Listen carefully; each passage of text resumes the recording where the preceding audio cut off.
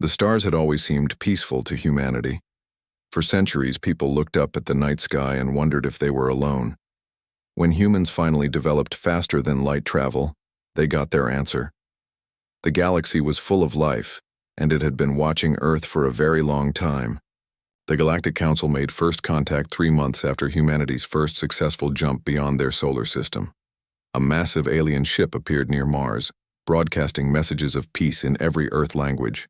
The world celebrated. Humanity was not alone, and their new neighbors seemed friendly. Captain Jake Morrison remembered that day clearly. He was commanding the USS Defiance, Earth's first military vessel capable of deep space travel. When the Council's ship arrived, he was ordered to escort it to Earth. The aliens were tall, elegant beings who called themselves the Theron. They spoke of a great community of worlds, of trade and knowledge sharing, of peace that had lasted thousands of years.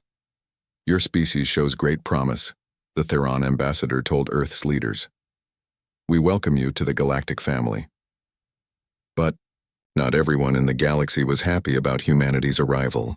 The Vrak Dominion, a powerful member of the Council, saw things differently. They believed humans were too violent, too unpredictable, too dangerous to be allowed among the stars. The Vrak had studied Earth's history and seen nothing but war after war. "These creatures have not known a single generation without conflict," the Vrak representative argued before the Council. "They will bring chaos to our peaceful galaxy."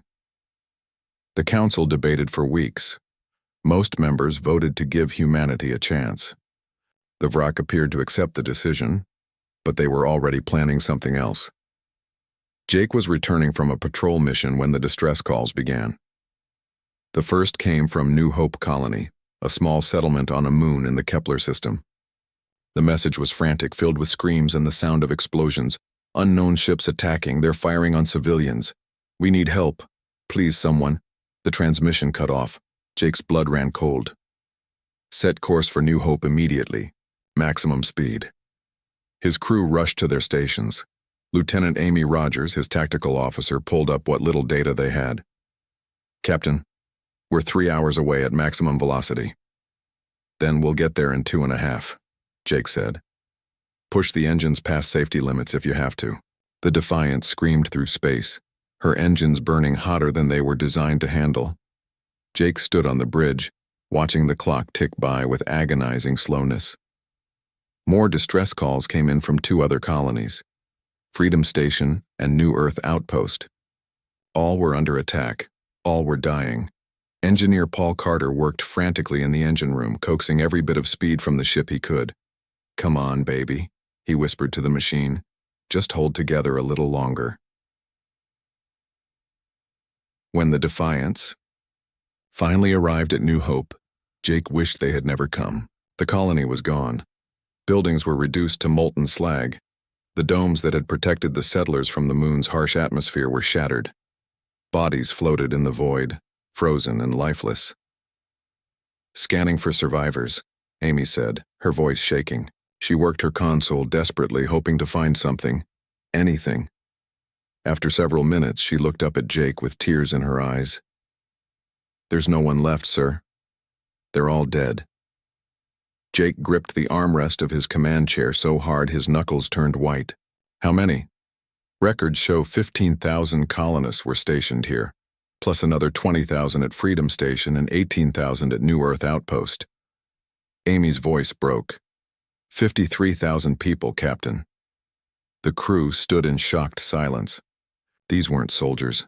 They were families, children, people who had traveled to the stars to build new lives. Now they were all dead. "Sir, I'm picking up residual energy signatures," said Greg Hamilton from the sensor station. "The attacking ships left a trail. I can track them." "Do it," Jake ordered. "I want to know who did this." The answer came quickly. The energy signatures matched Vrak military vessels. Jake immediately sent a message to Earth Command, informing them of what they had found. Then, he sent another message to the Galactic Council, demanding justice. The Council's response came 3 days later. It was not what humanity wanted to hear. "The Galactic Council acknowledges the tragic events at the human colonies," the message read. "However, The Vrak Dominion claims this was a rogue military unit acting without government authorization. The matter will be handled internally. We ask that humanity remain patient while we investigate. Jake read the message twice, unable to believe what he was seeing. Internally? Patient? They murdered 50,000 of our people. Earth's ambassador, Frank Williams, tried to push the council for real action. He attended session after session, demanding that the Vrak leadership be held accountable. But the council did nothing. They made speeches about peace and understanding. They formed committees to study the incident. They did everything except deliver justice. Weeks turned into months. The council's investigation moved at a glacial pace. Meanwhile, the Vrak showed no remorse. Their representatives walked the halls of the council chambers with their heads held high, as if nothing had happened. Admiral Karen Hughes, the head of Earth's military, watched all of this with growing anger. She had lost her daughter in the attack on Freedom Station. Lisa had been a teacher there, helping young children learn about the wonders of space. Now Lisa was gone, and the aliens responsible were facing no consequences. Karen met with Earth's top leaders in a secure facility deep beneath Geneva. The council won't help us, she told them. They see us as weak, as primitives who should be grateful just to be acknowledged. They think if they ignore us long enough, we'll forget about the 53,000 people who died. The president of Earth looked tired. He had aged 10 years in the past few months. What are you suggesting, Admiral? I'm suggesting we stop asking for justice and start taking it, Karen said. The galaxy respects only one thing: strength. If we want to be treated as equals, we need to show them what humanity is capable of when we're pushed. You're talking about war, the president said. No, sir, I'm talking about survival. The galaxy has shown us what happens to weak species. We have a choice. We can accept our place as victims, or we can make sure no one ever dares to attack humanity again. The room fell silent. Everyone knew what Karen was proposing. It would change humanity forever. They would become something harder, something more dangerous. But what choice did they have? Finally, the president nodded. Begin Project Retribution. Build your battleship, Admiral. Show the galaxy what happens when they make an enemy of humanity. Karen stood and saluted. Yes, sir. And when we're done, the galaxy will never forget the price of attacking Earth. 2 years had passed since the attacks, and the galaxy had moved on. The Galactic Council held ceremonies honoring the human dead, empty gestures that meant nothing. The Vrak Dominion paid a small fine and promised to reform their military. Life in the civilized galaxy returned to normal. Humanity, however, had not moved on. Humanity had gone silent. All human ships withdrew from galactic space. Embassies closed. Trade agreements were canceled. Earth's representatives stopped attending council sessions. The aliens assumed humanity had accepted their place in the galactic order. Too frightened to challenge powers far greater than themselves, they were catastrophically wrong. Commander Lisa Bennett stood in the largest construction facility humanity had ever built, watching something impossible take shape. The facility floated in deep space far beyond Earth's solar system, hidden from galactic sensors. Thousands of workers moved around her like ants, building something the galaxy had never seen before. The UES Retribution was taking form. Status report, Lisa said into her communicator.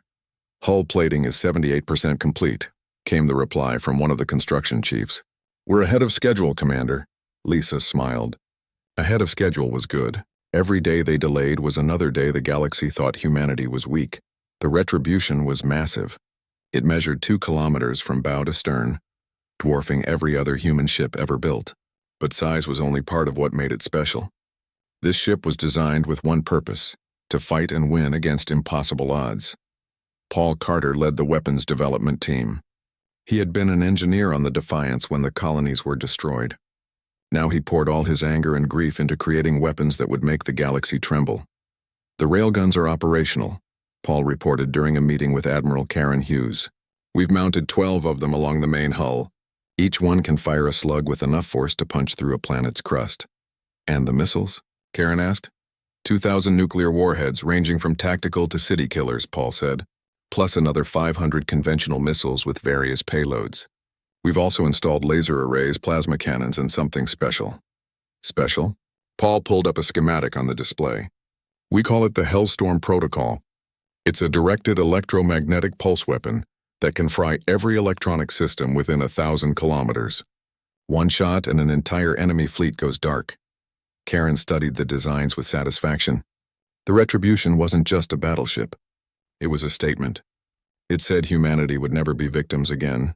The armor was equally impressive. Human engineers had studied every available piece of data on galactic weapons and designed defenses specifically to counter them. Plasma beams that could melt through standard ship hulls would barely scratch the Retribution's ablative armor. Energy shields that the aliens relied on were backed up by meters of composite materials that could withstand direct hits from weapons humanity hoped they would never actually face. The crew? Karen asked Lisa. We have more volunteers than positions available, Lisa replied. Everyone wants to serve on this ship, Admiral. Everyone wants payback, Karen understood. She had reviewed every crew member's file personally. Many had lost family in the attacks. Others simply believed in what the Retribution represented. All of them were willing to die to make the galaxy understand that humanity would not be pushed around. Lieutenant Sam Peterson was one of those volunteers. He had been a weapons officer on a cargo ship during the attacks, helpless to do anything but watch as the distress calls came in. Now he would man the tactical station on the most powerful warship humanity had ever built. I'm not looking for revenge, Sam told the interviewer during his screening. I'm looking for justice. There's a difference. What difference? The interviewer asked. Revenge is emotional. Justice is necessary. Sam got the job. Dr. Claire Adams came aboard as chief medical officer. She had treated survivors from a transport ship that had been near the colonies during the attack. She had held the hand of a dying child who asked why the aliens wanted to hurt them. Claire had no answer then. But now she was part of the answer humanity was preparing. The Retribution's bridge was a marvel of human engineering. Every system was designed for maximum efficiency in combat. Redundant controls meant that even if half the bridge crew was killed, the ship could still fight. The command chair sat in the center, raised slightly so the captain could see everything. Admiral Karen Hughes sat in that chair during the final systems check. Around her, displays showed every corner of the ship. Weapons ready. Engines ready. Crew ready. All stations report, she ordered. One by one, department heads confirmed their readiness. Engineering, weapons, navigation, communications, medical. Everything was green. Karen allowed herself a moment of satisfaction. 2 years of secret construction, 2 years of pouring Earth's resources into this single vessel. And it was finally complete. Admiral, we're receiving a transmission from Earth Command, the communications officer reported. Put it through. The president of Earth appeared on the main screen. He looked older than the last time Karen had seen him, but there was steel in his eyes now. Admiral Hughes, you have authorization to proceed with Operation Retribution. Make them understand what they've done. Yes, Mr. President, we'll send a message the galaxy can't ignore. The transmission ended. Karen stood and addressed her crew. 2 years ago, the galaxy killed 53,000 of our people. They killed our children, our families, our friends. They did this to show us our place, to teach us that we were too weak to matter. The Galactic Council did nothing. The Vrak Dominion faced no real consequences. They thought we would forget. They thought we would accept it. She paused, looking at each face on the bridge. Good people, brave people. People who deserved better than a galaxy that valued peace over justice. Today, we teach them a different lesson. Today, we show them that humanity remembers. We show them that there are consequences for attacking Earth. We show them that we are not weak, we are not afraid, and we are not going away. The crew erupted in cheers. Karen let them celebrate for a moment before raising her hand for silence. Set course for Vrak space. Maximum velocity. It's time to collect our debt. The Retribution's engines ignited, powerful enough to push the massive ship to speeds that would terrify any engineer trained in galactic safety standards. Humanity had never cared much for playing it safe. As the ship accelerated away from the secret construction facility, Karen sat back in her command chair. She thought about her daughter Lisa, about all the children who died in the attacks, about all the families torn apart. We're coming, she whispered, and hell is coming with us. The Retribution jumped to faster than light speed, vanishing from normal space. When it emerged, it would be in Vrak territory, and the galaxy would learn that humanity was done asking for justice. Humanity would take it by force. Behind them, the construction facility began building 2 more battleships. The retribution was just the beginning. Humanity was preparing for a future where they would never be victims again. They were preparing to become something the galaxy had never seen before. They were becoming predators. The retribution emerged from faster-than-light travel at the edge of Vrak territory. Alarms immediately sounded on Vrak sensor stations. Something massive had just appeared, something that didn't match any known ship design. Admiral Karen Hughes stood on the bridge, watching the tactical display. 12 Vrak patrol ships were moving to intercept them. She had expected this. The Vrak guarded their borders carefully, paranoid about threats from rival alien civilizations. They had no idea what a real threat looked like. Incoming. Transmission, the communications officer announced. Put it through. A Vrak commander appeared on the screen. The Vrak resembled reptiles with scaled skin and cold, calculating eyes. This one looked particularly arrogant. Unknown vessel, you have entered Vrak Dominion space without authorization. Power down your weapons and prepare to be boarded. If you resist, you will be destroyed. Karen looked at the alien with cold contempt. I am Admiral Karen Hughes of the United Earth Ship Retribution. 2 years ago, your government murdered 53,000 human civilians. We requested justice. You gave us excuses. Now we're here to collect what's owed. The Vrak commander's eyes narrowed. Ah, the humans. We were wondering when you would stop hiding. Your little ship is outnumbered 12-1. Surrender now, and we might let some of you survive to stand trial.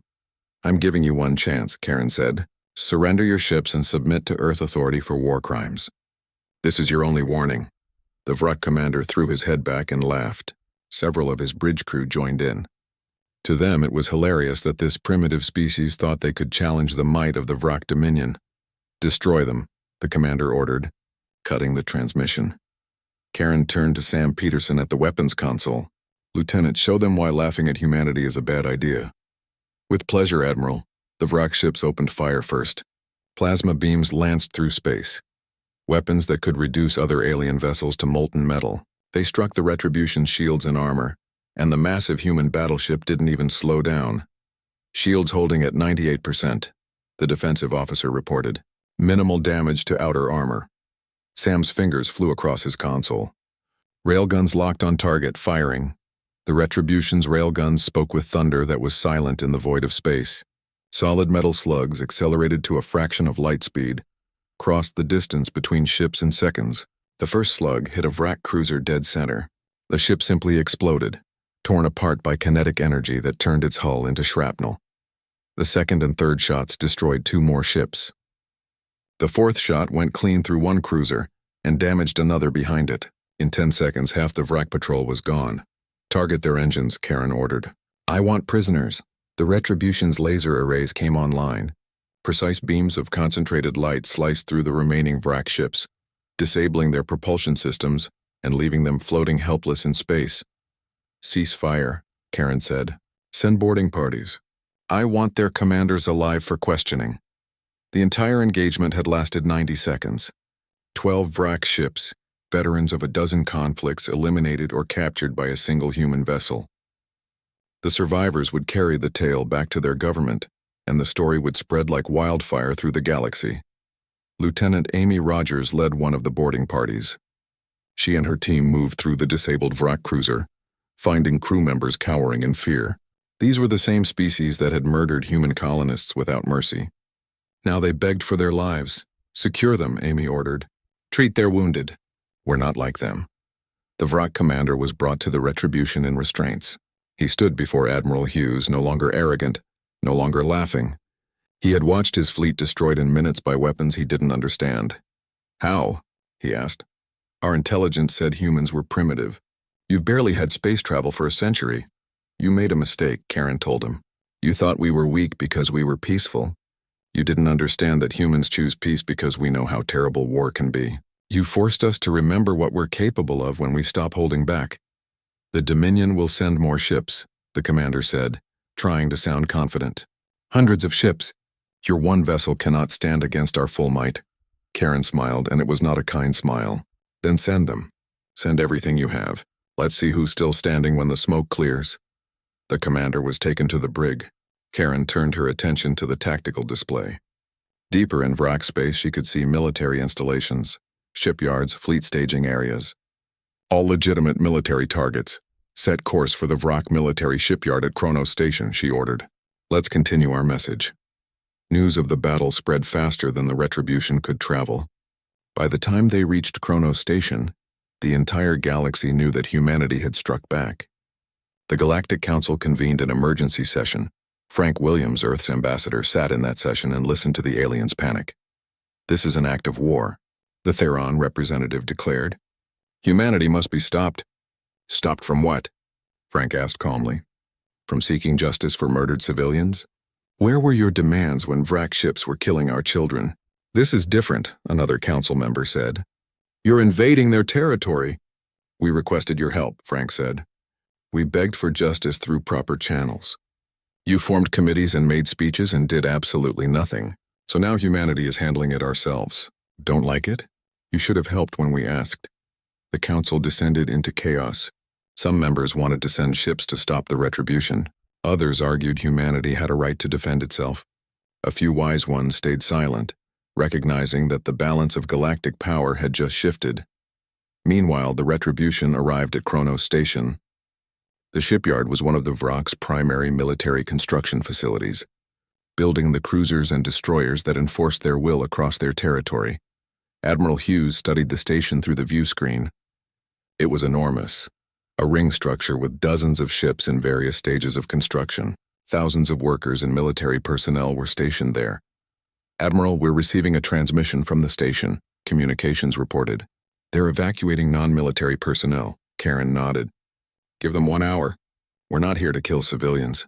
Sam Peterson looked up from his console. Admiral, Vrak military ships are arriving. 23 vessels, mostly frigates and destroyers. They're forming a defensive line around the station. Are the civilians clear? Sensors show evacuation ships leaving the station. They should be far enough away in 30 minutes. Karen waited. She watched the timer count down. When it reached 0, she gave the order. All weapons target the station and its defenders. Fire when ready. The Retribution unleashed hell. Railgun slugs tore through Vrak ships. Nuclear missiles detonated among their formations. Laser arrays carved burning lines across the station's structure. The Vrak defenders fought bravely, but they were fighting something they couldn't hope to match. Dr. Claire Adams worked in the medical bay, treating minor injuries from crew members rattled by the ship's weapons recoil. She could feel each shot through the deck plating, feel the ship shuddering as it dealt out destruction. She tried not to think about the Vrak dying out there, tried to focus on her patients, but she couldn't help remembering the child she had held 2 years ago, the little girl who died asking why the aliens hurt her. We're doing this for you, sweetie, Claire whispered. So it never happens to another child. Kronos Station broke apart under the Retribution's assault. The Vrak ships that remained retreated, unwilling to throw their lives away defending a station that was already doomed. Karen watched it burn. No satisfaction, no joy, just grim necessity. This was the message humanity needed to send. Attack us and we will respond with overwhelming force. Set course for the next target, she ordered. The galaxy is watching. Let's make sure they understand. The Retribution jumped back to faster than light speed, leaving burning wreckage behind. The Vrak Dominion was in crisis. In 3 weeks, the human battleship had destroyed 6 military installations, disabled or destroyed over 50 warships, and made the Dominion look weak in front of the entire galaxy. Something had to be done. The Vrak High Command gathered their full military might. Every available ship was recalled from patrol duties, from border stations, from allied territories. They assembled the largest fleet in their history. 247 warships, ranging from small frigates to massive dreadnoughts that had never been defeated in battle. We will crush this human insolence, declared Supreme Commander Vaktoth, the highest military authority in the Dominion. One ship, no matter how powerful, cannot stand against our combined might. We will destroy the Retribution, and then we will finish what we started 2 years ago. We will burn Earth to ashes. The fleet gathered at the Helios Nebula, a region of space known for its beautiful clouds of gas and dust. It was also strategically important, sitting at the crossroads of several major trade routes. Vaktoth chose it deliberately. When they destroyed the human battleship here, The entire galaxy would know about it within hours. Aboard the Retribution, sensors detected the massive fleet gathering ahead. "Admiral, I'm reading 247 hostile contacts," Greg Hamilton reported from his station. "They've assembled their entire available military force." Admiral Karen Hughes studied the tactical display. It showed a wall of red dots representing enemy ships. 247 against 1. Any rational military commander would retreat. But Karen hadn't come out here to be rational. She had come for justice. "How long until we reach them?" 3 hours at current speed," Greg replied. "Reduce speed. I want to arrive in 4 hours. Give me time to address the crew." Karen stood and walked to the ship-wide communications panel. She pressed the button that would carry her voice to every corner of the Retribution. "This is Admiral Hughes. By now you all know what we're facing. The Vrak have assembled their entire fleet to stop us. 247 ships against our one. They think numbers will save them. They're wrong." She paused, choosing her words carefully. "We didn't come out here for glory. We didn't come for conquest. We came because 53,000 of our people were murdered, and no one in this galaxy cared enough to do anything about it. We came to show them that humanity will not accept being victims. Today we prove that one ship with the right people and the right purpose is worth more than 1,000 ships defending the wrong cause." Karen took a breath. "I won't lie to you. This battle will be hard. We will take damage. Some of us might not survive, but if we die today, we die making sure the galaxy never forgets humanity. We die making sure that no species ever dares to attack Earth again. So check your stations. Say your prayers if you have them, and get ready to show these bastards what happens when they make an enemy of Earth." She ended the transmission. Around the ship, crew members returned to their duties with renewed determination. They knew the odds.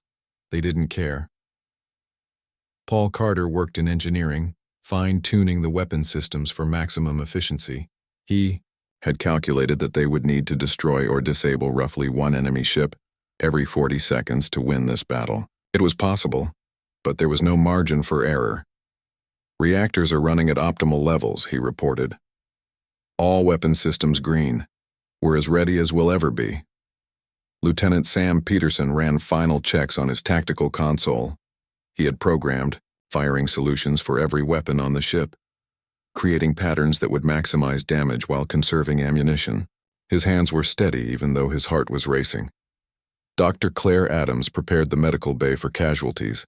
She had organized triage stations, prepared surgical equipment, and briefed her staff on treating the kinds of injuries they might face. She hoped she wouldn't need any of it, but hope wasn't enough in war. The Retribution emerged from faster-than-light travel at the edge of the Helios Nebula. Immediately, the Vrak fleet opened fire. The sky lit up with weapons fire, hundreds of ships shooting at once. "Evasive maneuvers," Karen ordered. "Return fire all weapons." The battle began. Plasma beams hammered into the Retribution's shields. Missiles exploded against its armor. The massive human battleship shuddered under the assault but held together. Her shields flickered but didn't fail. Sam unleashed the Retribution's arsenal. Railgun slugs tore through enemy formations, each shot destroying or crippling a ship. Nuclear missiles detonated in the heart of the Vrak fleet, their explosions vaporizing everything nearby. Laser arrays carved burning paths through hulls designed to withstand conventional weapons. "Target the capital ships first," Karen ordered. "Take out their dreadnoughts." Greg coordinated the attack, feeding targeting data to Sam's console. The Retribution's guns focused on the largest Vrak ships, the dreadnoughts that formed the backbone of their fleet. One by one, they fell. Railgun slugs punched through their armor like paper.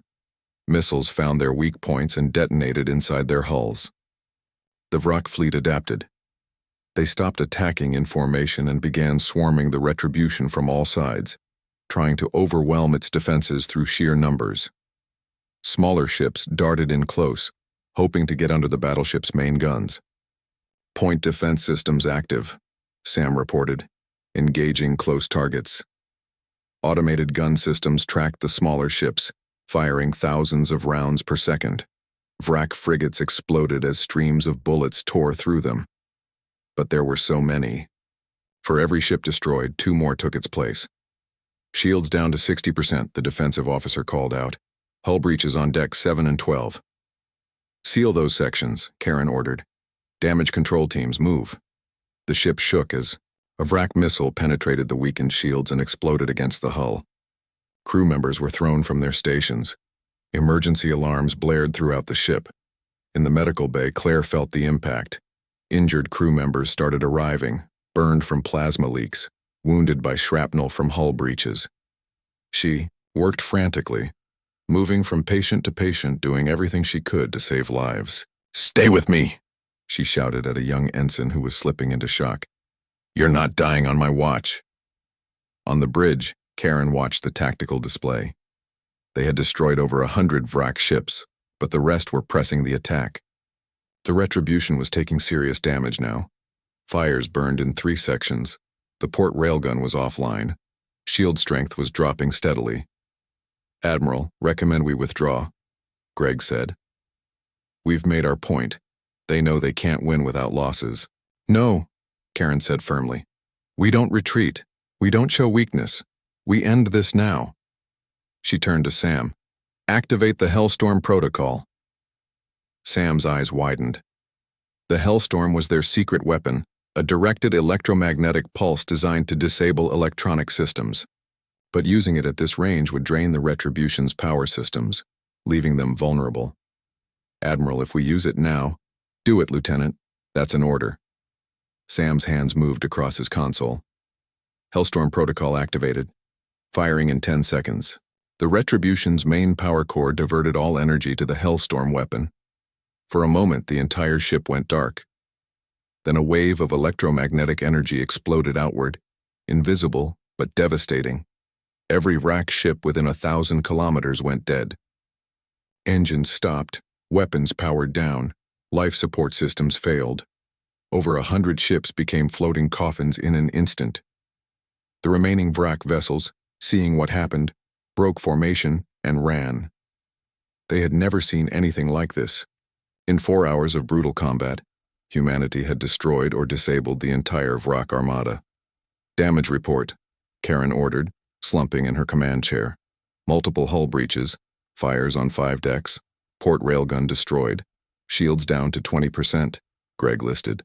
"But we're still functional, Admiral. We can continue operations." Karen looked at the view screen at the debris field that had once been the pride of the Vrak military. She felt no joy, only exhaustion. This was the price of justice. "How many did we lose?" she asked quietly. 47 crew members dead, another 93 wounded, Claire reported from medical. It could have been much worse. 47 lives. 47 families who would get the news that their loved ones weren't coming home. Karen felt the weight of each death. But she also knew that if they hadn't fought, if they hadn't shown strength, many more humans would have died in future attacks. "Open a channel to the surviving Vrak ships," she ordered. A Vrak captain appeared on screen, his face showing fear and defeat. "Take a message back to your high command," Karen told him. "Humanity is willing to end this war, but it ends on our terms. Your leadership will surrender and face justice for the colony attacks. If they refuse, we will reduce every Vrak world to rubble. You have 3 days to decide." She cut the transmission and turned to her crew. "Get repair teams working. We're staying here until we get their answer." The galaxy held its breath. News of the battle at Helios Nebula spread to every civilized world within days. One human battleship had faced the entire Vrak military fleet and won. The implications were staggering. In the Galactic Council chambers, panic had replaced the usual calm deliberation. Species that had felt secure for thousands of years suddenly realized their weapons, their tactics, their entire military philosophy was obsolete. Humanity had changed warfare forever. Chancellor Vrax, the highest authority in the Council, called an emergency summit. He was ancient even by his species' standards, having led the Council for 3 centuries. He had seen wars, rebellions, and conflicts of every kind, but he had never seen anything like this. "We must negotiate," he told the assembled representatives. "If humanity continues their campaign against the Vrak, the Dominion will collapse. The power vacuum could destabilize the entire sector. Then let the Vrak face consequences for their actions," Frank Williams said coldly. Earth's ambassador had no sympathy left. "They murdered our people. Now they pay the price, but at what cost? The Theron representative asked. Your species has shown they can destroy, but can they build peace? Or will you become the new tyrants of the galaxy? Frank stood and addressed the council. 2 years ago, humanity came to you asking for help. We believed in galactic justice, in the rule of law that you claim to uphold. You failed us. You chose politics over morality. Now you're afraid because humanity chose to take matters into our own hands. But here's what you need to understand. We don't want to be tyrants. We never wanted this war. We just wanted justice. He paused, looking around the chamber at representatives from dozens of species.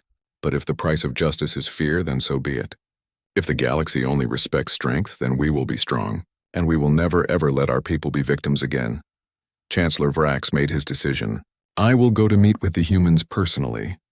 Perhaps I can negotiate an end to this conflict before more blood is shed.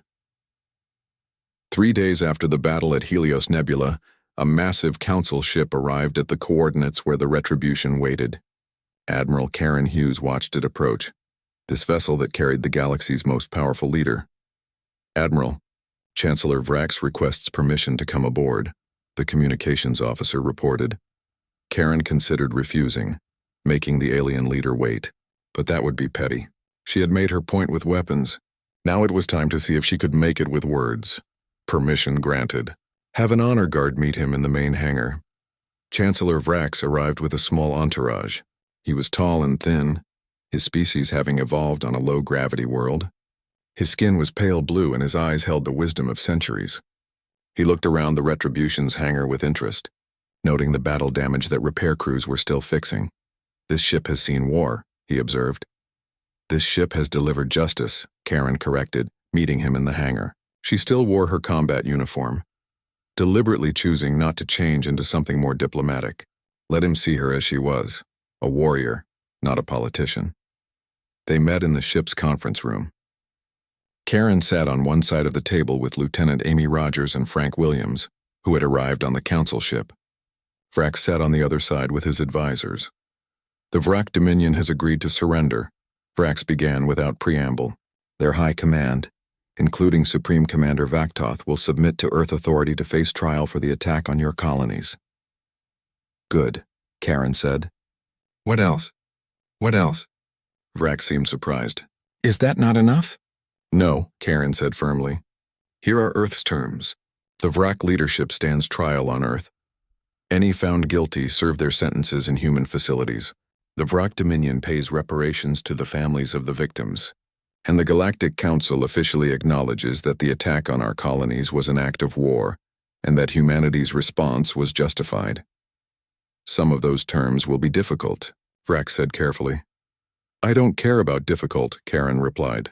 I care about justice. You had 3 days to convince the Vrak to accept our terms. If they refuse, we continue our campaign. Eventually, we will run out of Vrak military targets and start on civilian infrastructure. I don't want that, but I will do it if necessary. Vrax studied the human admiral. He saw no bluff in her eyes, no hesitation. She meant every word. In that moment, he understood what the galaxy now faced. Humanity had been a sleeping giant, content to explore and trade peacefully. But once awakened to war, they were relentless. The Vrak accept your terms, Vrax said. All of them. The trials took place 3 months later on Earth. The Vrak leaders were transported to Geneva, where a special tribunal had been established. The proceedings were broadcast across the galaxy, watched by billions of beings. Lieutenant Commander Amy Rogers served as the Earth liaison during the trials. She noticed how the Vrak defendants avoided looking at the human observers, how they seemed smaller somehow, diminished. These were the beings who had ordered the deaths of 53,000 people, and now they faced justice. The evidence was overwhelming. Communications records showed the attacks were ordered by the highest levels of Vrak government. Military logs proved that the rogue unit story was a lie. Video from the colony's final moments showed Vrak ships deliberately targeting civilian areas. The galaxy watched humans pursue justice with a thoroughness that impressed even the most cynical species. This wasn't revenge killing or mass punishment. This was careful, methodical legal process. Every defendant had lawyers. Every piece of evidence was examined. Every witness was cross-examined. Supreme Commander Vaktoth was found guilty on all charges and sentenced to life imprisonment. Other members of the High Command received varying sentences based on their level of involvement. Some lower-ranking officers who had followed illegal orders but showed remorse were given lighter sentences. The Vrak government paid reparations as agreed. The money went to the families of the victims and to rebuilding the destroyed colonies as memorials. Captain Jake Morrison attended the dedication ceremony for the New Hope Memorial.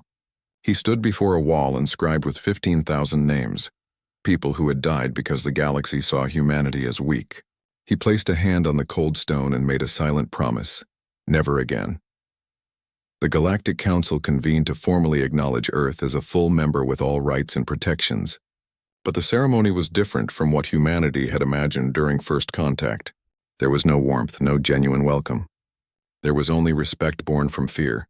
Frank Williams stood before the Council and accepted Earth's membership. He saw how the alien representatives looked at him, saw the careful distance they maintained, saw how they chose their words cautiously. "We never wanted this," Frank told them. "Humanity wanted to join the galactic community peacefully. We wanted to learn from you, trade with you, explore the stars together. But you taught us a hard lesson. The galaxy respects only strength, so we will be strong, but we will also be just. And we will never forget what happens when the galaxy fails to protect its innocent." Back on Earth, Admiral Karen Hughes addressed graduating cadets at the Naval Academy. The Retribution floated in orbit above them, visible in the daytime sky, a constant reminder of humanity's new place in the galaxy. "You are joining the service at a turning point in human history," Karen told the young officers. "We have proven we can fight and win against impossible odds. But with that power comes responsibility. We must never become the bullies we fought against. We must never use our strength to oppress others. We must be guardians, not conquerors." She paused, looking up at the Retribution. "That ship up there, she's been called a weapon of war. And she is. But she's also a promise that humanity will defend the innocent, that we will stand against tyranny, that we will never let our people be victims again. That's the responsibility you're taking on today. Are you ready for it?" "Yes, Admiral." The cadets shouted in unison. Karen smiled. The future of humanity was in good hands. Meanwhile, in deep space, construction continued on more battleships. The Retribution had 2 sister ships now, the Vengeance and the Guardian. More were being built. Humanity was preparing for a future where they would never be caught defenseless again. The galaxy had changed.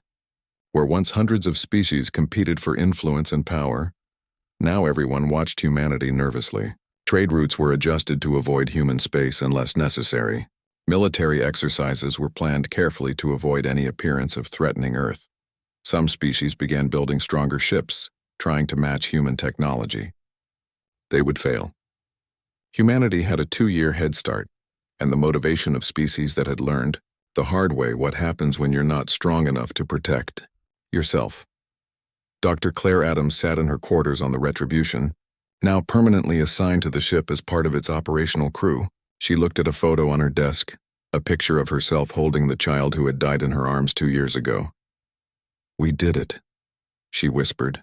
"We made them pay. I hope that's enough. I hope you can rest now." Admiral Karen Hughes stood on the Retribution's bridge looking out at the stars. Somewhere out there, the galaxy was learning to live with humanity as a major power. Some species feared them. Some respected them. Some probably hated them. She didn't care. Her job wasn't to make humanity popular. It was to keep humanity safe. And she had done that. The galaxy will